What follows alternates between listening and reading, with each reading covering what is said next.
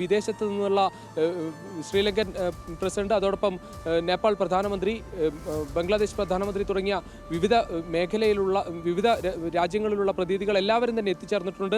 ഈ മന്ത്രിമാരാകേണ്ട, സത്യപ്രതിജ്ഞ ചെയ്യേണ്ട ആളുകൾ ആ സ്റ്റേജിൻ്റെ ഒരു ഭാഗത്ത് ഇരിക്കുന്നതും കാണാം. അതിൽ പ്രധാനപ്പെട്ട BJP നേതാക്കളെല്ലാം ഇരിക്കുന്നുണ്ട്. അതിൽ നമ്മൾ ഏറ്റവും പ്രധാനമായി നോക്കുന്നത് ഈ JP നദ്ദ മന്ത്രിസഭയിലേക്ക് വരുമോ എന്നുള്ളത് തന്നെയാണ്.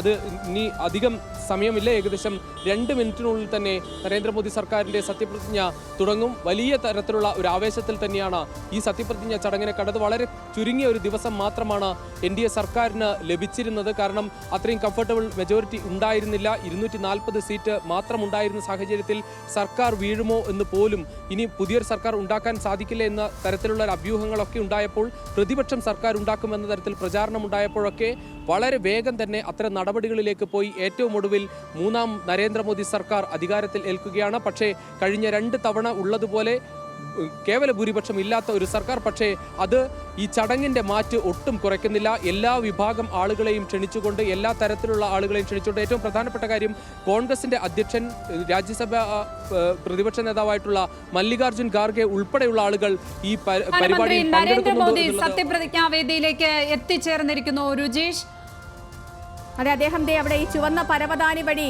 വരികയാണ്. സുരക്ഷാ ഉദ്യോഗസ്ഥരുടെ അകമ്പടിയോടെ 3ാം മോദി സർക്കാർ അധികാരമേൽക്കാൻ ഇനി 1 മിനിറ്റ് മാത്രം ബാക്കി നിൽക്കെ രാജകീയമായി ഇതാ ചുവന്ന പരവതാനിയിലൂടെ പ്രധാനമന്ത്രി നരേന്ദ്രമോദി എല്ലാവരെയും കൂപ്പ് കൈകളോടെ, കൈകളോടെ അഭിവാദ്യം ചെയ്ത് നടന്നു വരുന്ന ദൃശ്യങ്ങളാണ് പ്രേക്ഷകർ കാണുന്ന. തത്സമയം ചരിത്ര മുഹൂർത്തത്തിന് രാജ്യം സാക്ഷ്യം വഹിക്കാൻ പോകുന്നു. കൃത്യം 1 മിനിറ്റിനുള്ളിൽ ഇതാ സത്യപ്രതിജ്ഞാ ചടങ്ങ് നടക്കും. പ്രധാനമന്ത്രി നരേന്ദ്രമോദി 3ാം വട്ടവും രാജ്യത്തെ നയിക്കാൻ ഒരുങ്ങുന്നു.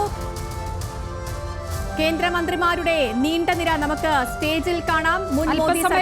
മോദി 3.0ക്ക് അവിടെ തുടക്കമാകും. രാജ്യം ആകാംക്ഷയോടെ കാത്തിരിക്കുകയാണ്. ആരൊക്കെയാണ് ഇന്ന് മന്ത്രിമാരായി സത്യപ്രതിജ്ഞ ചെയ്തത്, ആർക്കൊക്കെ എന്തൊക്കെ വകുപ്പുകൾ, ഈ കേട്ട വാർത്തകളൊക്കെ ശരി തന്നെയാണോ എന്നറിയാൻ എല്ലാവരും കാത്ത് നിൽക്കുകയാണ്.